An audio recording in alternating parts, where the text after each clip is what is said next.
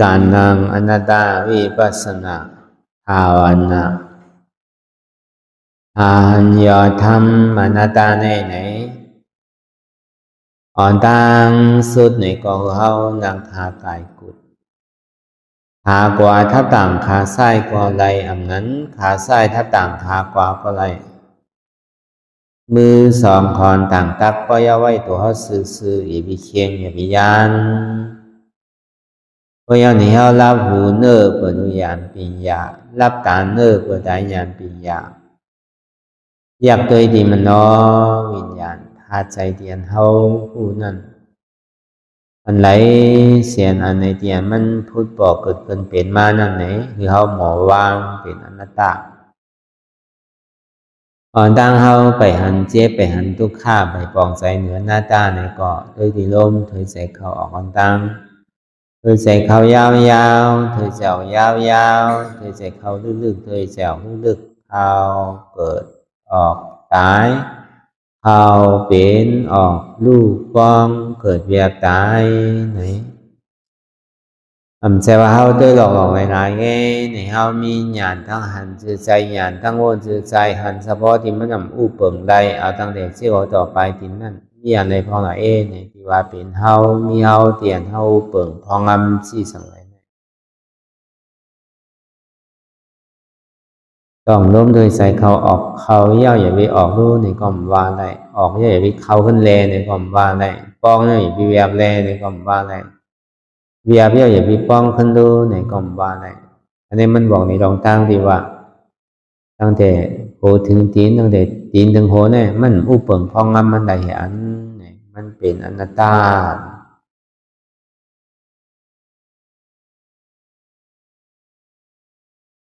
อยู่ใจพ่องใจผิววนตึกวนเด้อเป็นเดิงเป็นลาวงุนยีดอยู่หยาบขึ้นขั้นคานใจซ่าแสมดีวนตั้งหลังป่องตั้งหน้า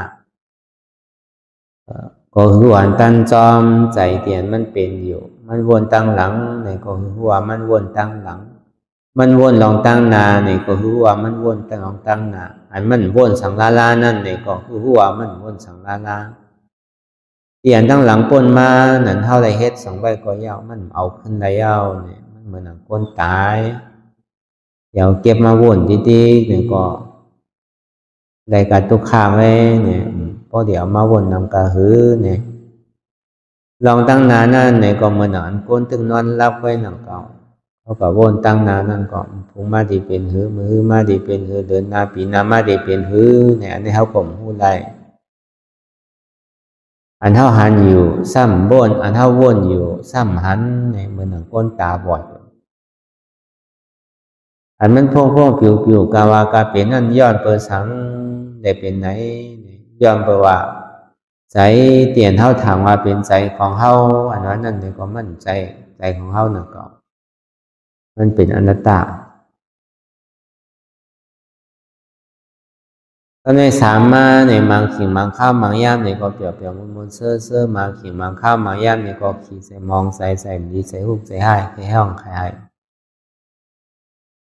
เหมือนเขามาหนังตลาดนั่นแหละบางพอปนหนังเอาเจ็บมันเดียวบางบอกมันหนังก็เจ็บในก็จางมีเนาะบางพอมันหนังก็เจ็บดูอันเจ็บดูมันก็อาหึงข้านก็อาให้ข้านมากอันมันหนังเจ็บก็เดี๋ยวนั้นเขาตุกขาเวทนาถ้าหนังย่ำเฮ็ดสื่อก็เจ็บเนี่ยนะเบากับเสียงนั่นในห้องว่าสุขาเวทนาเจ็บดูอันเจ็บดูถึงก็อาหึงข้านก็อาข้านในห้องเป็นอุเบกขาเวทนาอันใดอันหนึ่งเพราะมันป่อมาเนี่ยครับเพราะเจ็บป่อมาเนี่ยครับตุกโกเนี่ยอันสุขานั่นเนี่ยครับเจอโจมหนังเก่าเพราะเป็นไหนได้นางตึงวันก็ดิ่มเป็นสังเนี่ยเพราะซ้ำนางหนังเก่า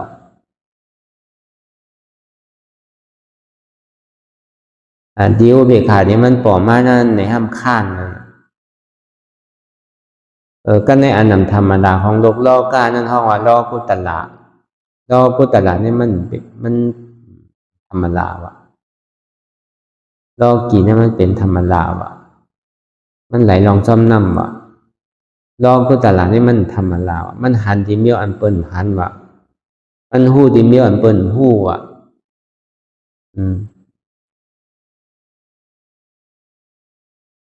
หันว่ามันเป็นอนัตตานั่นน่ะผู้ว่ามันเป็นอนัตตานั่นน่ะวางไว้ตัดคือเป็นอนัตตานั่นน่ะมันหันดีอันเปิ้นหันไรอันนี้ก็เขาก็ดีเลยพึกคือหันตัวอันแต่ที่เขาต่อไปติ้มเปลี่ยนเป็นว่าเป็นตัวเปิ้นตัวเฮาที่นั่นเฮาซ้ำกับหันถึงว่ามันใจตัวของเฮาเตะหันก็พึกตาดีหันตาดีหัวมันเป็นอนัตตา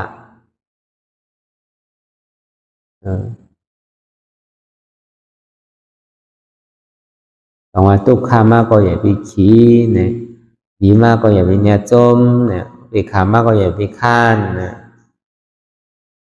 เพราะว่าทุกข์นั่นเนี่ยก็เกิดขึ้นตั้งย่อรู้กว่าอันสุขนั่นเนี่ยก็เกิดขึ้นตั้งย่อก็รู้กว่าอันอุเบกขานั่นเนี่ยก็เกิดขึ้นตั้งย่อก็รู้กว่าตรงว่าอันเกิดขึ้นตั้งอยู่รู้กว่านี่มันเป็นอนัตตาพอตัวสืบตัวสืบตัวกว่าที่เนี่ยมันดีเป็นที่นั้นกว่ามันติ่มอยู่ทวาร่ามันขึ้นได้หนักเก่า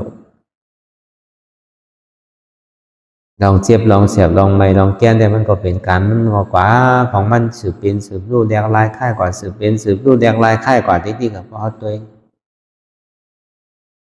เจ็บเนี่ยมันจะว่ามีเป็นคือเป็นศอกเป็นว่าเป็นรับเนาะกำเจ็บกำแสบกำไม่กำแกนกำต้งกำตอดกำเน็ตกำซานจะไหนนั่นน่ะเป็นห้องสภาวะยุบ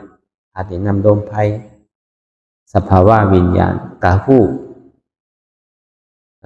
เจ็บหู้เสียบหู้ไม้หู้แก้นนั่นอันหู้เจ็บหู้เสียบหู้ไม้หู้แก้นในห้องว่าสภาวะนามธาตุนามธาตุนั่นเองก็เจ็บแก้นต้งตอดเนตรสันไว้โค้มไตในเป็นวายธาตุธาตุลมอันนักว่าอ่อนแข็งนั่นเป็นสภาวะธาตุหิน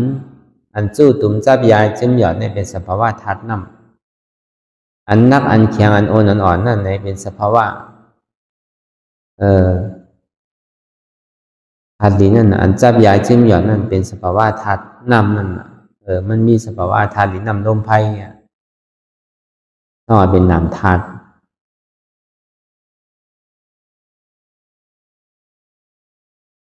อันมันเจ็บมันเสียบมันไหมมันแก้นอยู่เจ็บขึ้นแห้งขึ้นนั่นเป็นสภาวะ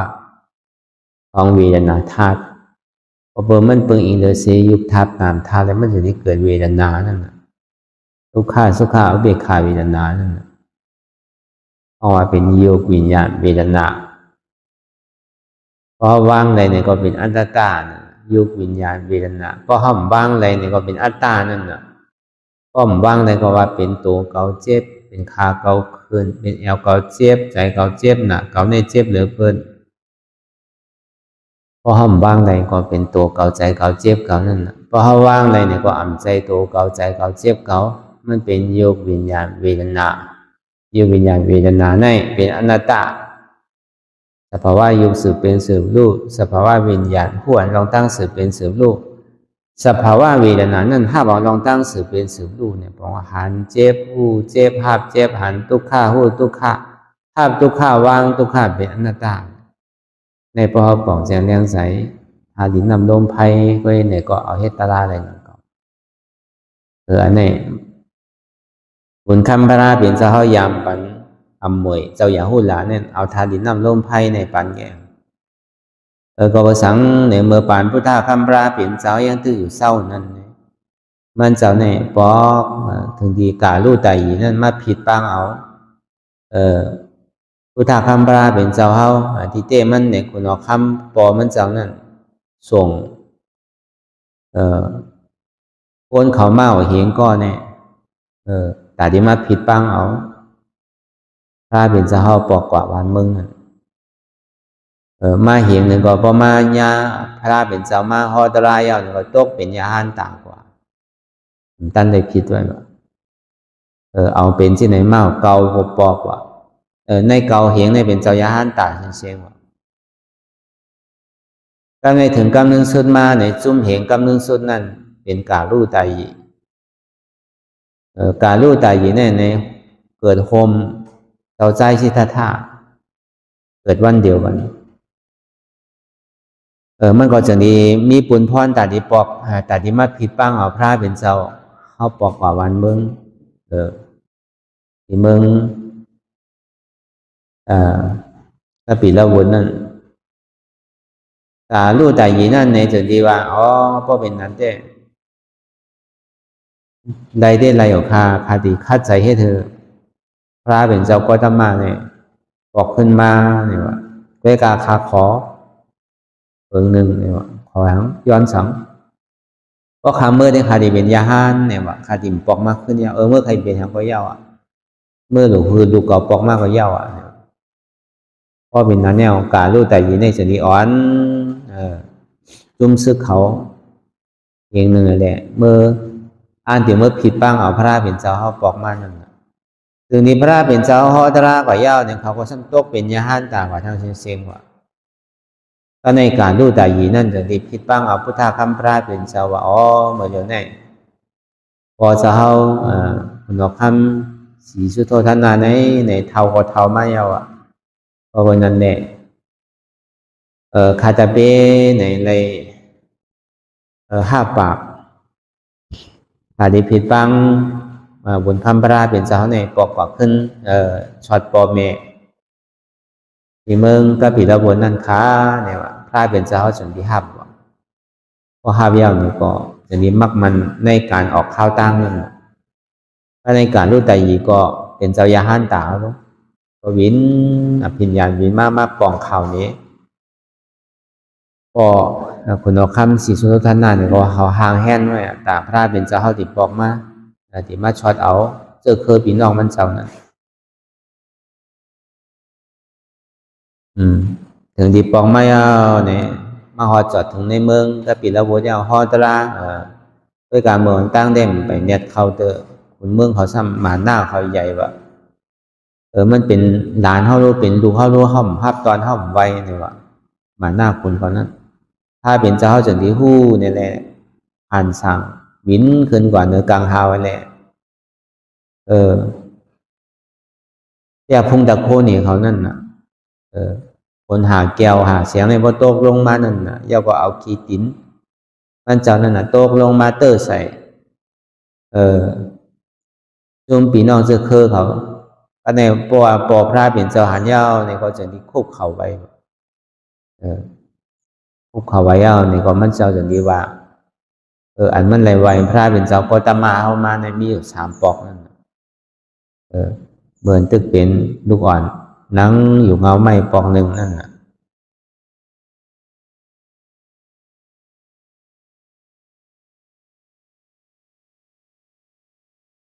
ย่อก็พระเป็นเจ้าจันทีห่อตราในสุดตันนั่นน่ะห่อปัญญาเนี่ยก็เขาอันจะเป็นเจอเคยพี่น้องพระเป็นเจ้านั่นเนี่ยก็ตกเป็นอริยชอบแต่ปันก่อนซ้ำลืมผิดปังว่าเนี่ยผิดปังแต่ดีก็บสังขายาเนี่ยนำนะเนี่ยอัน60,000 แสนมนุษย์อันมาจำพระเป็นเจ้าเนี่ยถึงกลางในเจ้ามาในพระเป็นเจ้าก็ตั้งมาเข้าจันทีหอบสปีดอะไรตุ้งซ้อมกินในเมืองถ้าในมันเจ้าจันทีกะหันแดเป็นใจมันดีว่าอารมณ์เป็นลูกเจอเคยขุนเป็นคนใจนี่ครับมาย้อนขอมาเป็นคนขอหลงเนี่ยมันมีเฉลมีน้ำมีตาอีกถ้าเป็นเจ้าจันทีว่าอันนี้มันเป็นเพียงทุ่งของพุทธเจ้ากูเจ้าเนี่ยติเลยย้อนของขีเนามันเป็นอมวย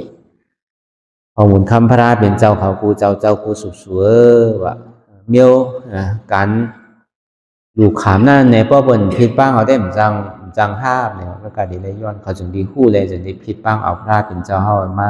กับเขาซ้อมพักซ้อมดีบ้างหอนั่นก็ในจึงดีนางยาสอทลาก็มันก็ย่อมออกมาก็เบอร์ยุ่มย้ำว่าเลยสร้างบารมีมาจ้อมกันในข้าวตั้งหึงบ่ตันแน่ถึงว่าเสียเจ้าใจที่เท้าออกเถินกว่าเย้าเนี่ยแต่ก็มันก็นุ่ง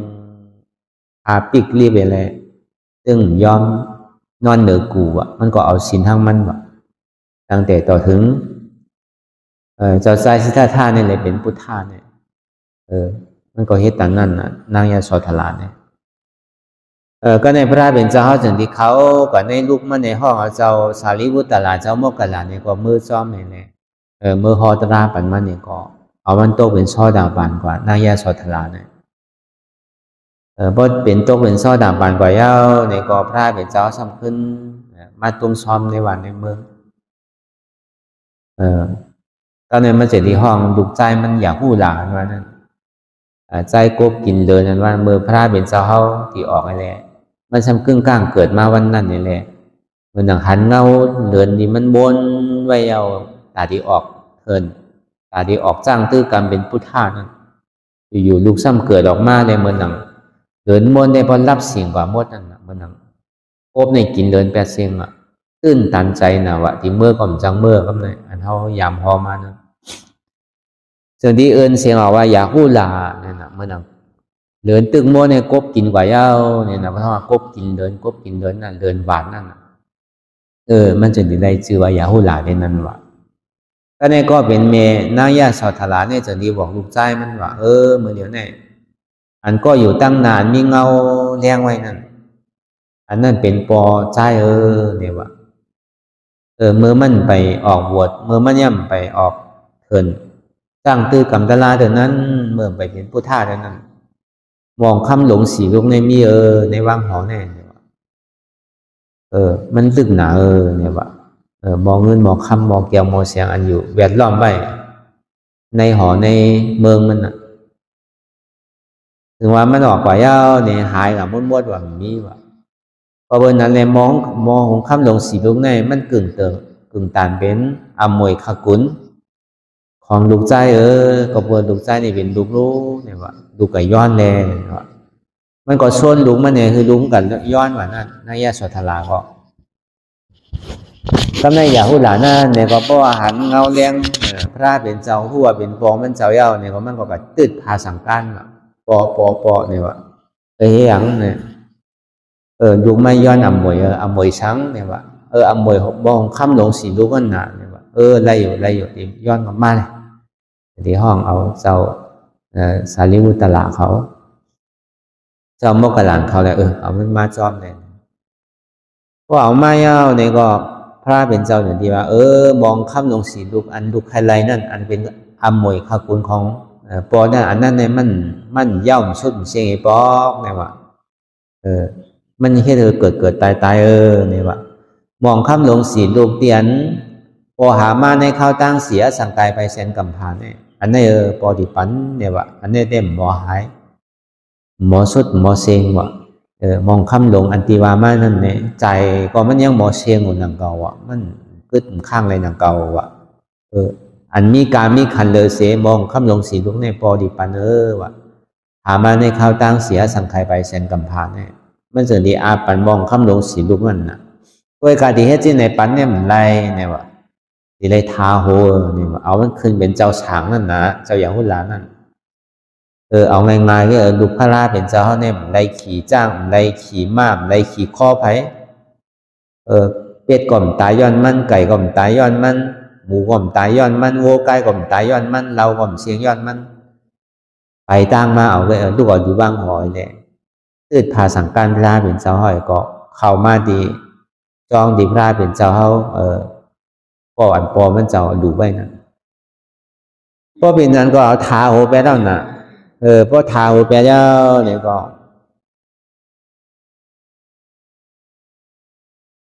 บ่ว่าทาโหไปแล้วเนี่ยก็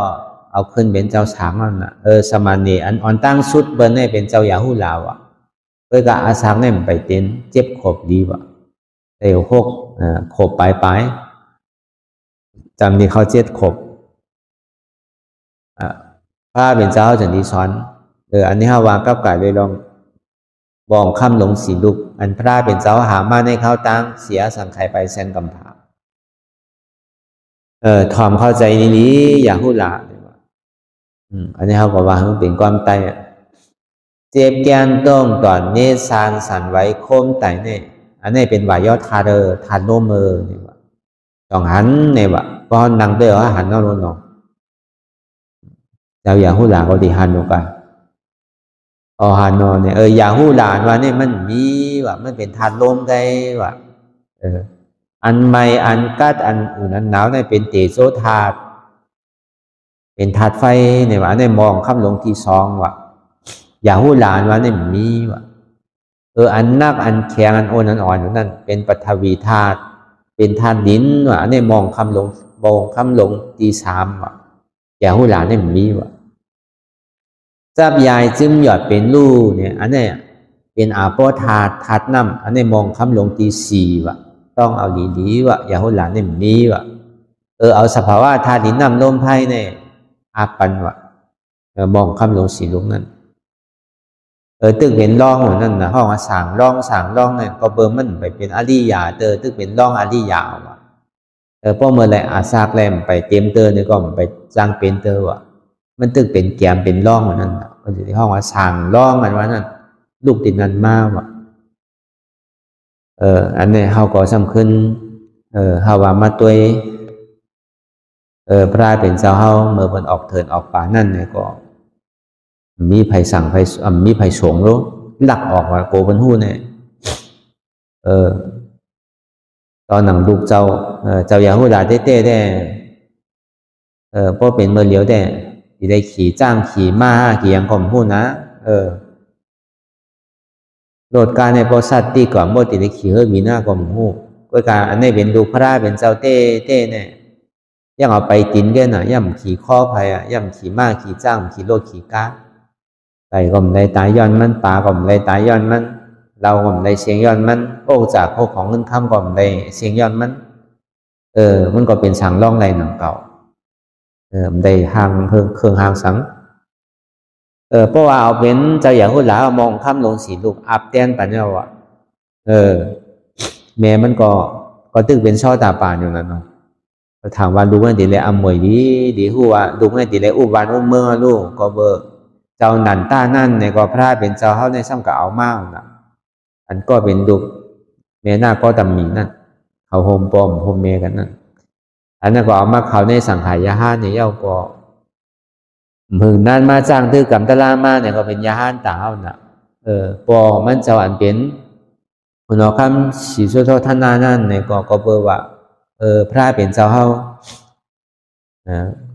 เขาในศาสนาเย้าเป็นพุทธะเย้าเนี่ยก็แต่ที่สืบเตี้ยนเจอเคอคุณเขานั่นแต่ที่สืบเตี้ยนวันเตี้ยนเมืองนั่นก็ใจใหญ่เจ้านันตาเพื่อการใจใหญ่เจ้านันตาเนี่ยพระเป็นเจ้าก็ช่างกะเอาไม่ก็พอมันเจ้าก็ว่าซังก็ในถึงที่หู้ว่าอย่าหู้หลานแน่พระเป็นเจ้าเขาก็เอาไม่เอาเนี่ยเอามาเพียงบวชเป็นเจ้าสางเอาเนี่ยมันตุ้มเตอใจนะวะตุ้มเตอใจนะวะมันก็จากนี้แนดมาต้องปานว่าอารู้ตัวหนังคำว่าเป็นอริยะมันก็ตั้นเป็นสองมาก็ว่าตั้นคืนสองบางสองผัวว่าแต่นี้มาย้อนต้นป่านพระเป็นเจ้าว่าไว้สาถึงหุ่นข้ามพระเป็นเจ้าค่ะก็พอเมเบิ้ลอนุญาตเนี่ยอย่าบีปันเนี่ยตอนหนังคาพอในตลาเป็นตลาทบตลาเนี่ยข้าก็ยังตุ้มเตอใจอยู่อันเปิ้นไล่สังในเปิ้นหู้สังในเปิ้นอีเตอใจมกระหือเนี่ยว่าตอนนี้กว่าเนี่ยก็เดี๋ยวเอามันเข้ามาในศาสนาเนี่ยปอเมเปิ้นปันขว้างและอนุญาติปอเมเปิ้นเนี่ยอย่าไปเอาวดว่ะอย่าไปเอาเข้ามาในศาสนาว่ะก็เหมือนไรเลยใครเป็นปอเมปันขว้างไอ้จากนี้เข้ามาไรเนี่ยจังว่ามันมีมาตั้งแต่นั้นเขาว่าเพราะว่าเขาตีเป็นเจ้าสั่งเจ้าจ้างเนี่ยพอเมเขาตีเลยขว้างปันเขาตีเลยอนุญาตปันเขาแต่ตีเลยเป็นว่าเขาว่าเป็นช่างเป็นจ้างได้เหมือนว่านะก็เป็นลูกอ่อนก็จะตีเลยเป็นว่าเพราะพอเมปันขว้างในเฮ็ดไรว่ามันลูกตีนั้นมากก็ในบ่เป็นนาหอต่อเฮิรนเหมือนอย่างเขาว่ามีปอมีเมเนี่ยก็ปีน้องเขาว่าปีเขาว่าปู่เขาว่านายเขาว่าลุมลาเขานั่นเนี่ยก็ตีเลยย้อนคว้างที่เขาว่าเพื่อกับเพราะมันเป็นศาสนาพุทธะได้ก่อนเป็นสังวะเพราะมันเขาว่าเพราะเป็นศาสนาพุทธะก่อนเพื่อกับเพราะอันก้นเตนาหอต่อเฮิรนนั่นดูเนี่ยเพราะเป็นก้นยิงเนี่ยเพราะเป็นนาหอต่อเฮิรนกว่าเนี่ยก็ตีเลยย้อนคว้างที่ผัวไม่ให้การตลาดใครมาเป็นเมฆขาวใช่ไหมตีเลยย้อนคว้างที่ผัวเพราะผัวว่าใครเฮ็ดก็เฮ็ดได้สูงเนี่ยเป็นสังวะป้อมปันสำลักเฮ็ดเนี่ยคือเฮ็ดตลาดมันขึ้นวะมันเป็นสิ่งนั้นกะดีกว่าตีมามันนะอันนี้เขาว่ากับกายโดยลองอมวย ตีพระเป็นเจ้าเขาปันเจ้าอย่างหูหลานั่นอันนี้พอเฮ็ดจอมทานดินนำลมไพ่เนี่ยก็เขาก็ดีเป็นน้องเจ้าอย่างหูหลาตอนหนังป้อป่องเสียงแรงใส่ทานดินนำลมไพ่เคยก่อที่เกศสุดมันเนี่ยตึงเป็นไรว่าซอตาปันเพราะเฮ็ดเต้เนี่ยก็ตึงเป็นไรว่ายาหันตาหนูว่นสังอ่ะอย่างที่มันพูดบอกเกิดขึ้นมาตั้งแต่ชื่อโกต่อไปตินเนี่ยว่นเป็นทานดินนำลมไพ่ที่แกอยากว่าหน้าตาตัดจอมที่ก่อจังไรอ่ะตะลาพอป่องเสียงแรงใส่ทานดินนำลมไพ่เนี่ยเคยก่ออันนี้มันเป็นศาสนาศักดิ์สิทธิ์ที่เจ้าอย่าหูละและอมวยทางนี้เลยมองคำหลงล้อการให้ซ้ำเป็นไรมองคำหลงล้อกุตลานั่นนะก้อยการล้อกุตลาเนี่ยก็มันจังอ่อนเฮาป่นลองตั้งทุกข้าแหละเฮาไม่ให้การตะลากันอยู่วันเฮาก็เอาไล่ในใจหนังเก่าเพราะว่ามันมีลองตั้งเจ็บเกียนตรงต่อเนตรสารสันไว้โคมไตเพราะว่ามันปอกก็ขึ้นเป็นไม้ยาวเนี่ยก็ได้เป็นธาตุลมดูว่างไรเนี่ยบองคำหลงตีหนึ่งว่ะมูเปิงไรดูอันหน้าตาเนี่ยว่ะอันไม่อันกัดอันอุ่นอันหนาวนั่นเป็นธาตุไฟว่ะเป็นเตโชธาตุว่ะในก็มูเปิงพองงำมันไรดูอันหน้าตาอันนี้มองคำหลงตีซองว่ะอันมันนักเนินนักโตแข็งกว่าอ่อนกว่าอ่อนกว่าเช่นนั้นเนี่ยในเป็นปฐวีธาตุดินอุปเปิงพองมันไหลอนัตตาอันนี้เป็นมองคำหลงตีสามว่ะอันจับยายจึงอย่าเป็นดูนั่นเป็นอาเพราะธาตุนั่นอันนั้นเพราะว่าเป็นมองคำหลงตีสี่ว่ะอันเท่าวนที่ไหนก็เหมือนนั่งเท่าไรมองคำหลงสี่รู้ว่าอันนี้ก็ชื่อละมันมีหูมีขามีมือมีตัวมีสายอนุพอหันเจ็บแก้นต้องด่วนเนี่ยสันไว้โคมไต่ไม่กัดอ่อนแข็งสู้ถุงจับยายจึงหยอดเป็นรูเนี่ยอันสภาวะทานินนำลมไพ่ที่แกน่ะตัวบนก็มีตัวเฮาก็มีตัวเขาก็มีตัวเก่าก็มีน่ะเพราะวนทานินนำลมไพ่ที่ก็เปิ้นก็หายกว่าเขานั่นก็หายกว่าอันเฮานี่ก็หายกว่าอันเก่านี่ก็หายกว่าสองนี้ว่ามันเป็นมองคำหลงสีลูกที่ปอพระเป็นเจ้าเฮาปันอมวยขกุนเจ้าอยากพูดหลานนั่นอันนี้ก็พอเฮาสืบขึ้นเอาลองตั้งทานหินนำลมไพ่เนี่ยไม่ให้กันนั่นละเฮาเนี่ยก็เฮาก็จะได้มองคำหลงสีลูกนั่นเก่าอันเท่านี้อยู่กูวันนี่ก็วาจ้อมเนาะทราบเลี้ยงเนี่ยกูวันทานหินนำลมไพ่เนี่ยกวยกาตีกว่าที่มามันเป็นหื้อในห้องเลยทราบเลี้ยงเตอไกกันในปอกเลยเนี่ยอุปกรณ์เขาเปิดปังตะล่าเนี่ยเขาก็ใกล้หลัดนี่อยู่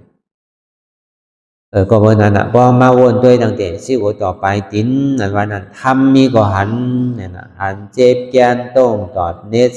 สันไว้คมไต่ไม้กัดอ่อนแข็งจู้ตุ่มจับใหญ่จึงหยอดเป็นลู่เนี่ยทำใจก็หู้หวนเจ็บแกนต้งตอดเนตรสันไว้คมไต่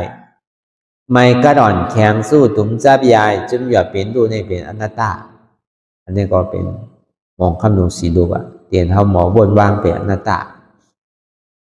ทำนี่ก็หันในหันเจ็บเนี่ยทำใจก็หู้ว่าเจ็บนั่นเป็นอนัตตาหันเจ็บนั่นก็เป็นธาตุลมนะทำนี่ก็หันทุกข้าทำใจก็หู้ว่าทุกข้าเป็นอนัตตา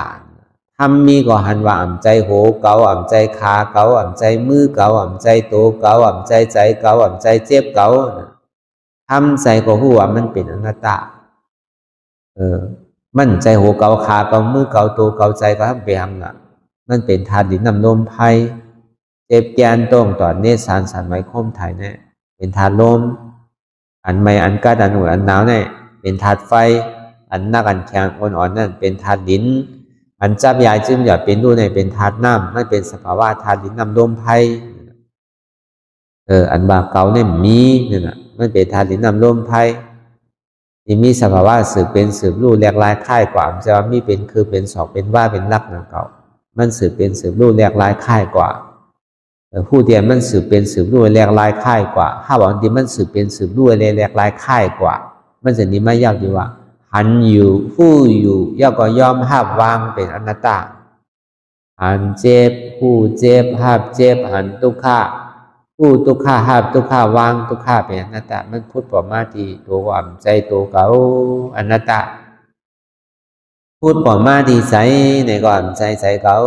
อนัตตาพูดปอมาที่เจ็บในก็เจ็บในก็อ่ำใจเก่าอนัตตา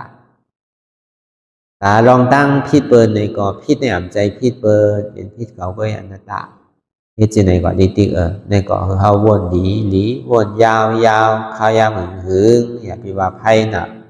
อย่าไปว่าเทิงน่ะเตียนเฮาหันในสังเตียนเฮาวนในสังหึงเพียงเพียงกันวนต่อถึงเจ็บนั่นพอสุดวนต่อถึงทุกข้าพอสุดตัดต่อถึงอัตตาพอตกพุทธขาดกว่าอันใดที่มันพุทธบอกเกิดขึ้นเป็นมานั่นไหนคือเฮาพอหมอวนวางแตบตัดเป็นอนัตตาสะพอไหน